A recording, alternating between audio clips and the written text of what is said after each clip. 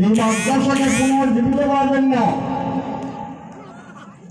পাগড়ি আছে, পাঞ্জাবি আছে, লম্বা নামাজ পড়ে না, এই মাদ্রাসার অবস্থা হয়েছে,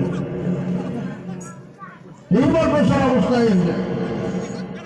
এই জন্য এই মাদ্রাসাকে জিন্দা করা, যে সমস্ত বুজুর্গ এই মাদ্রাসার খুঁটি কেটে দিচ্ছে, ওনাদের কি আশা ছিল যে আমরা মারা যাব, এই মাদ্রাসাগুলো চলবে, সব পাবো, আল্লাহ আজাদ থেকে আমরা বাঁচে থাকবো। আমরা পাবলিক 1 টাকা 2 টাকা 100 200 করে ধান দেয় কেন দেয়? বড় করে নাজাতের জন্য, বড় করে যাতে আল্লাহ জাহান্নামে না দেয়। কিন্তু আজকে দেখা যায় চালা হয় মাদ্রাসা পড়া নাই, মাদ্রাসার ছাত্র নাই।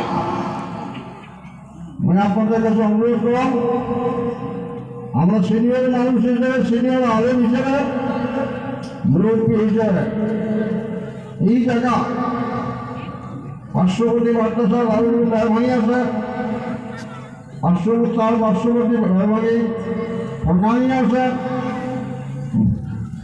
মাদ্রাসা পূর্ণরূপ দেওয়ার জন্য ছাত্র দেন এবং ওস্তাদগুলার কেয়ার করে লক্ষ্য দেন যে ওস্তাদ খালি কালেকশন করবে না, পড়া পারবে, এটা লক্ষ্য দেওয়ার ব্যাপার।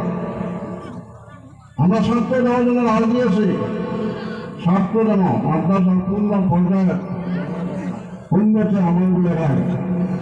কথাটা অনেকের ভালো লাগবে, অনেকগুলো বেড়া লাগবে। টিচার মিটার আসলে মানুষ ঠিক হয় না, টিচার মিটার আসলে মানুষ ঠিক হয় না।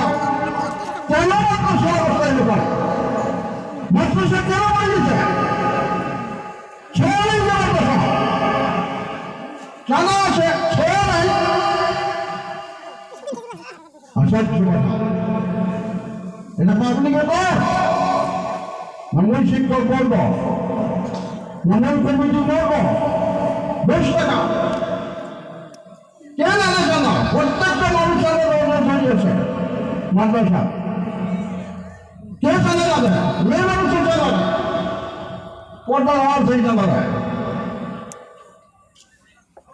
এই জন্য অনুরোধ, এই মাদ্রাসা যাতে পূর্ণ রূপ পায়,